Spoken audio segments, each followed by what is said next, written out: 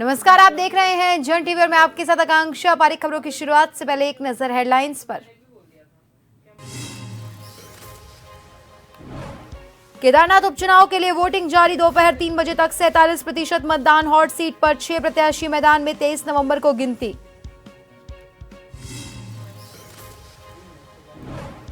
उधम सिंह नगर में गन्ना पेराई सत्र का उद्घाटन कार्यक्रम छोड़ा। राजनीति की भेंट। पूर्व भाजपा विधायक समर्थकों की नारेबाजी के बाद बड़ा विवाद। नहीं पहुंचे कैबिनेट मंत्री और जिलाधिकारी। पिथौरागढ़ में प्रादेशिक सेना की भर्ती। यूपी से 5000 से ज्यादा युवा पहुंचे। टनकपुर में 5 बसों के शीशे तोड़े। पुलिस को करना पड़ा लाठीचार्ज। हरिद्वार पुलिस का ड्रिंक एंड ड्राइव के खिलाफ सख्त अभियान। सड़क हादसों को कम करने की कोशिश। कड़ी कार्रवाई शुरू।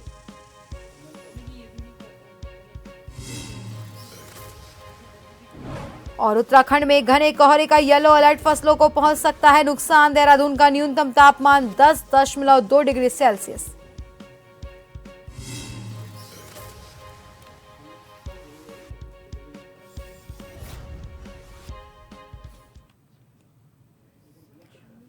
और अब खबरें विस्तार से। केदारनाथ विधानसभा उपचुनाव के लिए मतदान शुरू हो गया है। मतदान के लिए लोगों में काफी उत्साह देखने को मिल रहा है। केदारनाथ विधानसभा उपचुनाव में सत्तारूढ़ बीजेपी और विपक्षी कांग्रेस के बीच सीधा मुकाबला है। इस हॉट सीट पर 6 प्रत्याशी मैदान में हैं। केदारनाथ विधानसभा सीट पर 90,875 मतदाता प्रत्याशियों के भाग्य का फैसला कर रहे हैं।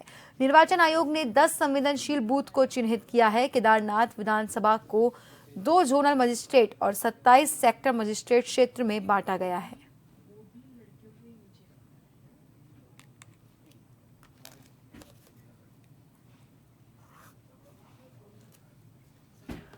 आपको बता दें, केदारनाथ विधानसभा उपचुनाव के लिए मतदान जारी है, जहां मतदान के लिए लोगों में काफी उत्साह देखने को मिल रहा है।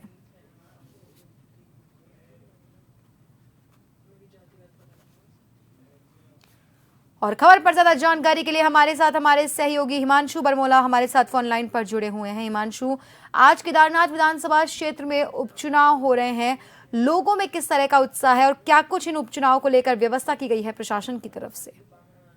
रूप से आकांक्षा, आपको बताना चाहता हूं कि केदारनाथ विधानसभा जो क्षेत्र है वहां पर उपचुनाव चल रहा है और अभी तक अगर मत प्रतिशत की बात कर ली जाए तो 3 बजे तक जो आंकड़े सामने आए हैं राज्य निर्वाचन आयोग की तरफ से, तो वहां पर केदारनाथ क्षेत्र के अंतर्गत 47% जो है मतदान हो चुका है। अभी भी यानी कि 4 बज चुके हैं और 2 घंटे बाकी है, क्योंकि 6 बजे जो है मतदान की प्रक्रिया पूरी तरीके से संपन्न हो जाएगी। तो ऐसे में उम्मीद की जा रही है कि जो आने वाले 2 घंटे हैं इसमें मतदान प्रतिशत और बढ़ सकता है। और पिछले साल के मुकाबले की अगर बात कर ली जाए, 2022 में जो विधानसभा चुनाव हुए थे केदारनाथ में, तो उसमें तकरीबन 53.29% मतदान केदारनाथ के अंतर्गत हुआ था। और अभी भी जो मतदान प्रतिशत है, क्योंकि 2 घंटे का वक्त अभी भी बचा हुआ है, तो ऐसे में मतदान प्रतिशत की जो है बढ़ने की उम्मीद है। वहीं अगर बात कर लें प्रत्याशियों की, तो प्रत्याशियों में मुख्य तौर पर भाजपा और कांग्रेस के प्रत्याशियों के बीच जो है कांटे का मुकाबला माना जा रहा है। भाजपा की प्रत्याशी जो है आशा नौटियाल, वो 2 बार पूर्व में भी 2002 और 2007 में केदारनाथ से विधायक रह चुकी है। वहीं कांग्रेस की अगर बात कर ली जाए तो कांग्रेस से मनोज रावत 2017 में जो है विधायक रह चुके हैं और 2022 में वो तीसरे नंबर पर रहे थे। ऐसे में जो माना जा रहा है ये इस बार कांटे की टक्कर है, क्योंकि चुनाव प्रचार के दौरान देखा गया था कि मुख्यमंत्री पुष्कर सिंह धामी को खुद मैदान में उतरना पड़ा था और लगातार कई जनसभाएं मुख्यमंत्री पुष्कर सिंह धामी ने की थी। इसके साथ ही साथ जो भाजपा के प्रदेश प्रभारी हैं दुष्यंत गौतम, वो भी लगातार इस दौरान प्रचार प्रसार के दौरान विधानसभा क्षेत्र में बने रहे, चाहे या फिर प्रदेश अध्यक्ष राज्यसभा सांसद महेंद्र भट्ट की बात कर, तो तमाम वो बड़े चेहरे उत्तराखंड के वो वहां पर बने रहे जिनकी जरूरत थी। और हालांकि अयोध्या और बद्रीनाथ हारने के बाद भाजपा के लिए ये प्रतिष्ठा का सवाल है। भाजपा की विचारधारा पर ये सवाल खड़े करता है, क्योंकि भाजपा जिस विचारधारा के साथ इस वक्त चल रही है उसे तोड़ने का पूरा काम कांग्रेस इस विधानसभा चुनाव में करना चाहती है और अपने पक्ष में ये पूरी तरीके से जो चुनाव है उसे अपने पक्ष में करना चाहती है। हालांकि 23 तारीख को जब रिजल्ट आएंगे या परिणाम आएंगे तो पता चलेगा कि केदारनाथ की जो क्षेत्र की जनता है वो उसने अपना विधायक किसे चुना है। जी आकांक्षा। जी बहुत बहुत धन्यवाद हिमांशु तमाम जानकारी के लिए और हमसे जुड़ने के लिए। तो आपको बता दें कि केदारनाथ में उपचुनाव के लिए वोटिंग जारी है, जहां दोपहर 3 बजे तक के आंकड़े सामने आ चुके हैं। 47% मतदान अभी हो चुका है। वहीं आपको बता दें पिछली बार जब चुनाव हुए थे तो लगभग 53% मतदान हुआ था। ऐसे में उम्मीद की जा रही है कि कहीं ना कहीं ये आंकड़ा या तो लेवल पर पहुंचेगा या फिर इससे ज्यादा ही निकल पाएगा। फिलहाल प्रशासन की तरफ से सुरक्षा के भी पुख्ता इंतजाम किए गए हैं। 10 बूथों को संवेदनशील बनाया गया है।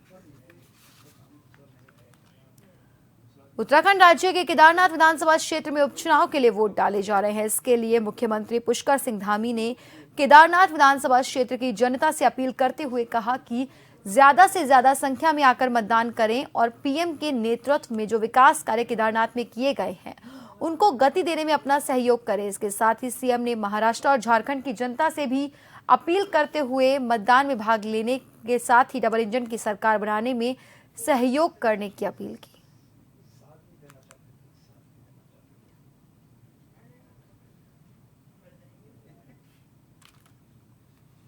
मैं श्री केदारनाथ विधानसभा के सभी देवतुल्य मतदाताओं से अपील करता हूं कि अधिक से अधिक संख्या में आकर मतदान करें और अनवरत विकास जो हमारे आदरणीय प्रधानमंत्री नरेंद्र मोदी जी के नेतृत्व में श्री बाबा केदार धाम का भव्य और दिव्य निर्माण कार्य चल रहा है। केदारपुरी में और श्री केदारनाथ विधानसभा में जो विकास के कार्य चल रहे हैं उनको गति देने में अपना सहयोग प्रदान करें। और आज महाराष्ट्र और झारखंड में भी मतदान हो रहा है। मैं वहां के भी सभी मतदाताओं से अपील करता हूं कि सभी मतदान में भाग लेकर डबल इंजन की सरकार बनाएं, भारतीय जनता पार्टी और एनडीए के प्रत्याशियों को विजय बनाएं। केदारनाथ में वोट डालने से पहले भाजपा उम्मीदवार आशा नौटियाल ने ओमकारेश्वर मंदिर में पूजा की और जीत की मनोकामना की।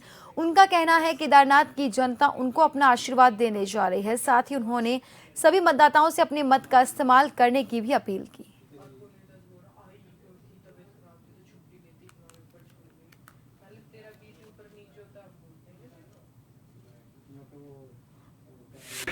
देखिए, मैं जीत को लेके तो पूरी आश्वस्त हूँ और अभी ओमकारेश्वर मंदिर बाबा केदारनाथ के शीतकालीन गद्दी स्थल से आप सभी केदारनाथ के विधानसभा के मतदाताओं से मेरी अपील यही है कि मतदान करें और भारतीय जनता पार्टी के पक्ष में करें ताकि हमारा सनातन आगे बढ़ता रहे। उत्तराखंड में केदारनाथ विधानसभा का उपचुनाव के लिए मतदान जारी है। कांग्रेस के वरिष्ठ नेता और नेता प्रतिपक्ष यशपाल आर्य ने कहा कि उन्होंने अपने स्थानीय कार्यकर्ताओं से फीडबैक लिया। फीडबैक के मुताबिक केदारनाथ उपचुनाव कांग्रेस जीतेगी। साथ ही कार्यकर्ताओं को सजग और सचेत रहने के भी निर्देश दिए।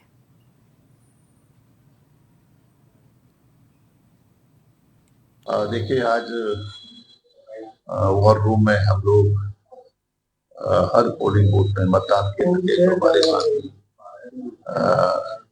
तैनात हैं उनसे चर्चा भी कर रहे थे, बातचीत भी कर रहे थे और जानकारी भी ले रहे थे कि किस तरह का वातावरण है, माहौल किस तरह का है और मतदाताओं का क्या रुझान है, क्या मूड है।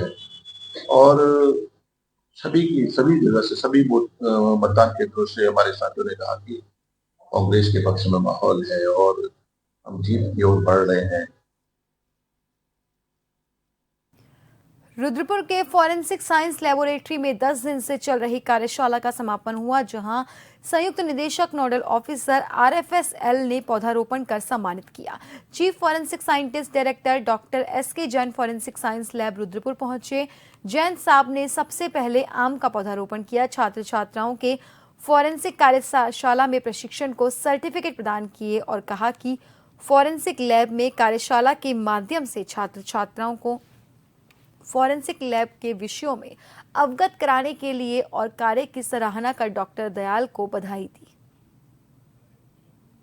मैं सर्वप्रथम तो फॉरेंसिक एक्सपर्ट डॉक्टर दयाल शरण का शुक्रिया करना चाहती हूँ कि आज जो है फॉरेंसिक के माध्यम से कार्यशालाएं समय समय पर चलाई जाती हैं, जिसमें जो है बच्चों को अवेयर किया जाता है, अवेयरनेस के लिए क्लासेस दी जाती हैं। और आज जो है ऑनलाइन हमारे फॉरेंसिक के चीफ ऑफ दी फॉरेंसिक हैं डॉक्टर SK जैन जी, उनसे मेरी ऑनलाइन वार्ता हुई और मैंने उनसे रिक्वेस्ट किया कि उत्तराखंड राज्य के जितने भी स्टूडेंट्स हैं जो हमारे फॉरेंसिक में आना चाहते हैं, जो भविष्य अपना आजमाना चाहते हैं, उनके लिए जो समय समय पर कार्यशालाओं की स्थापना की जाए और कार्यशालाएं चलाई जाएं, जिसके माध्यम से बच्चों को अवेयर किया जाए, उनके भविष्य निर्माण में उनके लिए योगदान होगा। कुमाऊं यूनिवर्सिटी के कुछ छात्र यहाँ पर आए थे, तो वो MSc थर्ड ईयर और सेकेंड ईयर के स्टूडेंट्स हैं वहाँ पर कुमाऊं यूनिवर्सिटी में। तो वहाँ से हम लोगों को रिक्वेस्ट किया गया था कि इनको इंटर्नशिप करा दिया जाए। तो वही इंटर्नशिप प्रोग्राम था जो आज समापन हुआ जिसका, और हमारे स्टाफ ने और हमारे जितने भी इंस्ट्रक्टर्स और जो फॉरेंसिक एक्सपर्ट्स थे, उन्होंने उनको अच्छी तरह से गाइड किया कि फॉरेंसिक का क्या स्कोप है, क्या इसमें किया जाता है, कैसे केसों को जांच की जाती है, बहुत सारी चीज़ें बताई।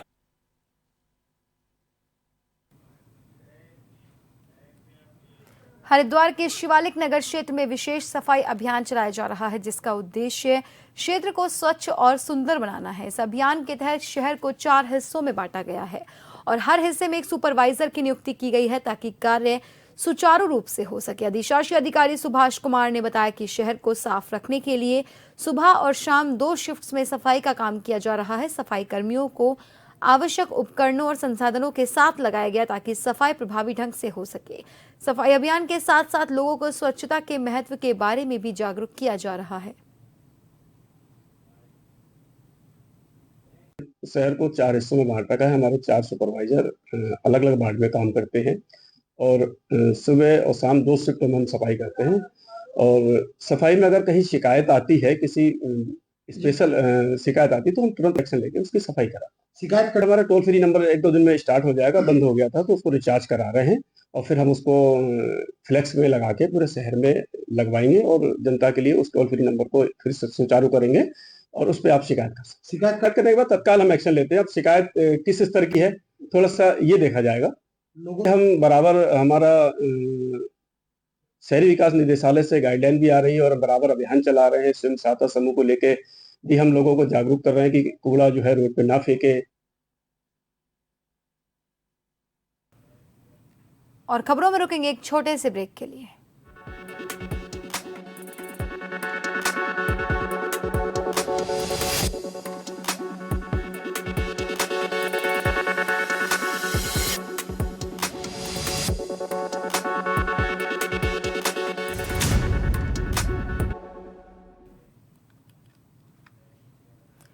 ब्रेक के बाद एक बार फिर से आप सभी का स्वागत है। बढ़ते हैं अगली खबर की ओर। उधम सिंह नगर के किच्छा में चीनी मिल का पेराई सत्र उद्घाटन कार्यक्रम राजनीति की भेंट चढ़ गया। किच्छा चीनी मिल में भाजपा के पूर्व विधायक समर्थकों द्वारा नारेबाजी और हुटिंग किए जाने के बाद विवाद शुरू हो गया। किच्छा चीनी मिल में पेराई सत्र के शुभारंभ अवसर पर कैबिनेट मंत्री सौरभ बहुगुणा और जिलाधिकारी उदयराज सिंह ने शिरकत करनी थी, लेकिन अज्ञात कारणों के चलते कैबिनेट मंत्री और जिलाधिकारी कार्यक्रम में नहीं पहुंच पाए। प्रोटोकॉल के मुताबिक किच्छा विधायक तिलक राज बेहड़ ने कार्यक्रम की अध्यक्षता करते हुए हवन यज्ञ और पूजा अर्चना करते हुए पेराई सत्र का शुभारंभ किया। उससे पिछली बार भी आए तब भी ऐतराज किया। रात मैंने सौरभ बहुगुणा से रिक्वेस्ट की कि हम चाहते हैं कि प्यार से शुगर फैक्ट्री चले। बोले आप अपनी तरफ से शांत रहिएगा, उनको भी समझा दिया है, अगर वो करेंगे फिर आप खुली छूट है। ये कहा मुझे सौरभ बहुगुणा जी ने। तो ये स्थिति है इनकी।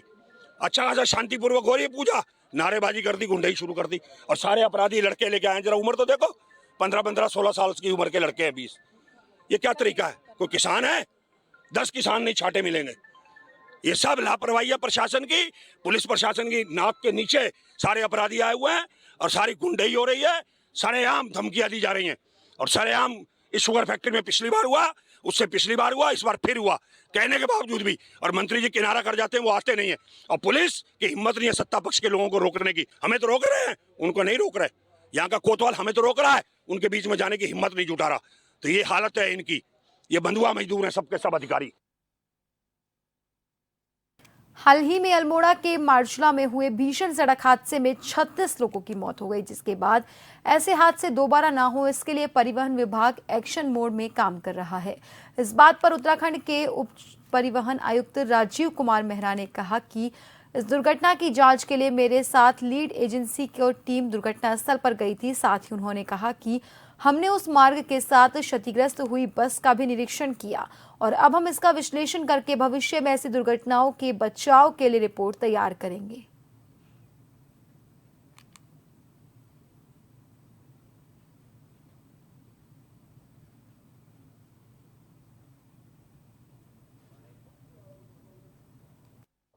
देखिए, जो मरचूला की जो दुर्घटना बड़े दुखद घटना है और इसमें 36 लोगों की जान इसमें गई है जो है, तो इसके लिए परिवहन विभाग की ओर से एक लीड एजेंसी वहाँ गई थी। उसमें मैं गया था और साथ में हमारे जो सहायक निर्देशक परिवहन हैं, सहायक निर्देशक आपके जो है लोक निर्माण विभाग के हैं और सहायक निर्देशक हमारे जो है पुलिस डिपार्टमेंट के हैं, वो सभी लोग वहाँ पर गए थे और हमने वहाँ पर घटनास्थल का निरीक्षण किया।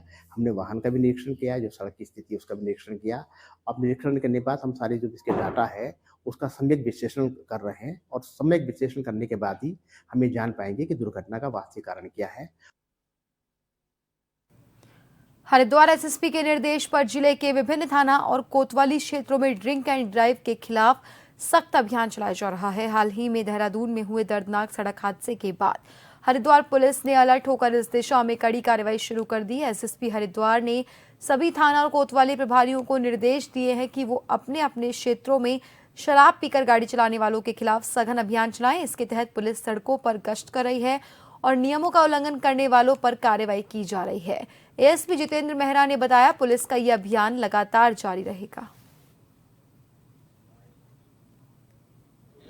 माननीय एसएसपी महोदय के कुशल नेतृत्व में हरिद्वार में काफी सघन चेकिंग की जा रही है और अभियान चलाया जा रहा है, जिसमें जो लोग ड्रिंक एंड ड्राइव करते हैं, ड्रंकन कंडीशन में गाड़ी चलाते हैं, उनके काफी मात्रा में वाहन भी सीज किए गए हैं और इसी के साथ साथ होटल ढाबों में भी चेकिंग अभियान चलाया जा रहा है।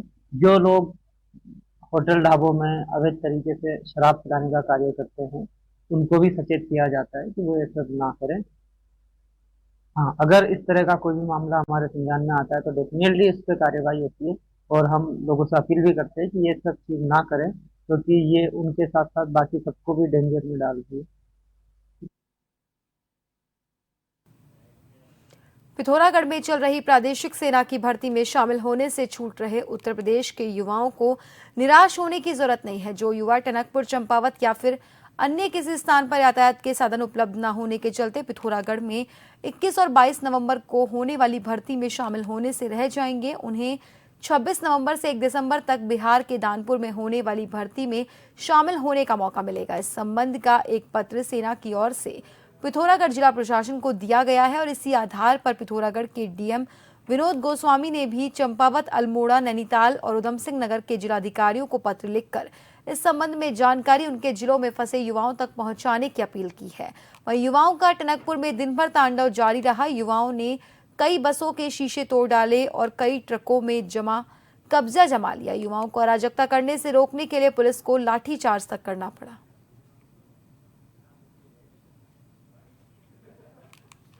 संबंध में ये आप सबके माध्यम से जो अभ्यर्थी हैं उनकी जानकारी के लिए बताना है कि दानापुर की जो भर्ती कैंसिल हुई थी उसको फिर से ओपन करवाया गया 26 नवंबर से 1 दिसंबर तक के लिए।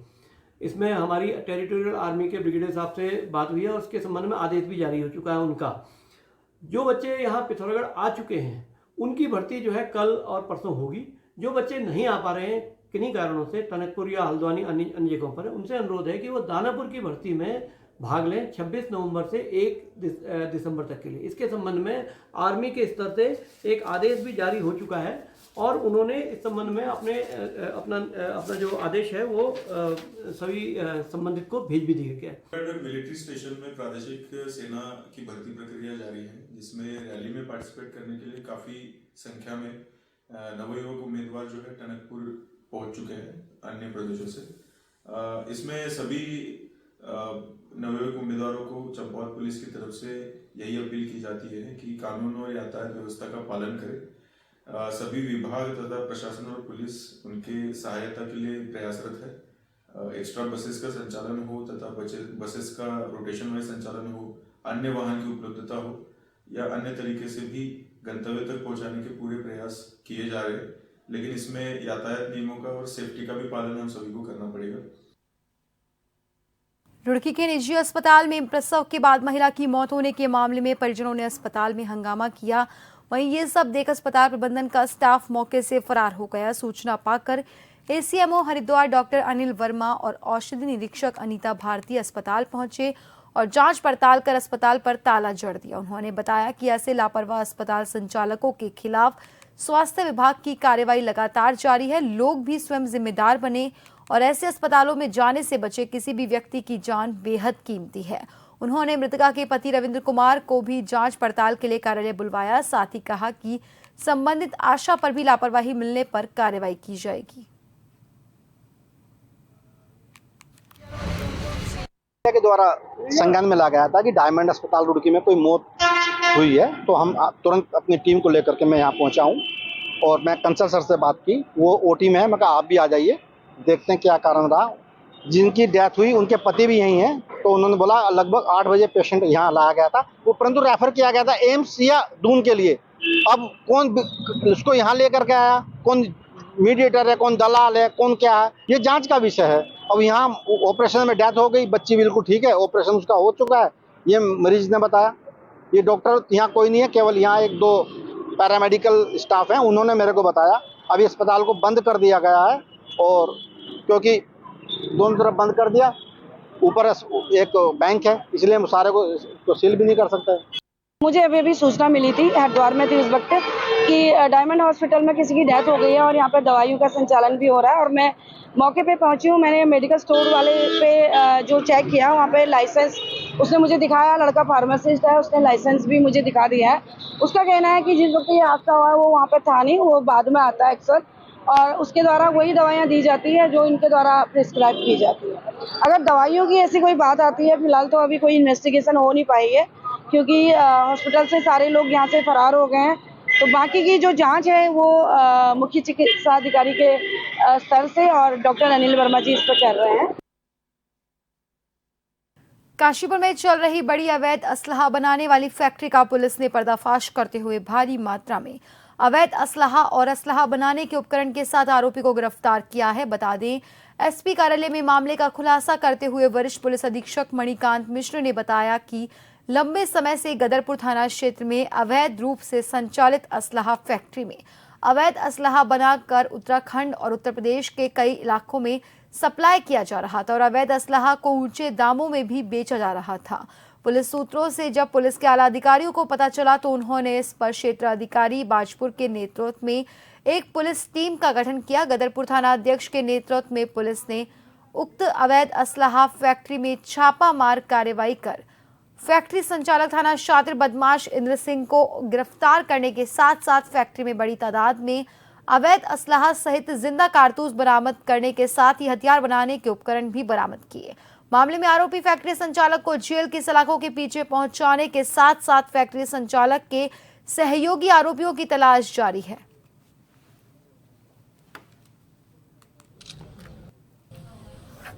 गदरपुर थाना क्षेत्र में असलहे बनाने के अपराध में एक व्यक्ति दर्शन सिंह को गिरफ्तार किया गया, जिससे 9 असलहे बरामद हुए, जिसको देशी कट्टा कहते हैं, जिसमें से कुछ इसके पास कारतूस भी, खाली कारतूस और कुछ कारतूस भी बरामद किए गए। इन 9 में ऐसे बंदूक हैं जो पौनी के नाम से यहाँ जानी जाती है, वो भी बरामद हुआ है। इसके आपराधिक इतिहास की जानकारी ली गई। कुल 13 मुकदमे इस पर पहले से पंजीकृत हैं और आज उसे न्यायालय के समक्ष प्रस्तुत किया जा रहा है। बुलेटिन में इतना ही। बने रहिए जन टीवी के साथ। नमस्कार।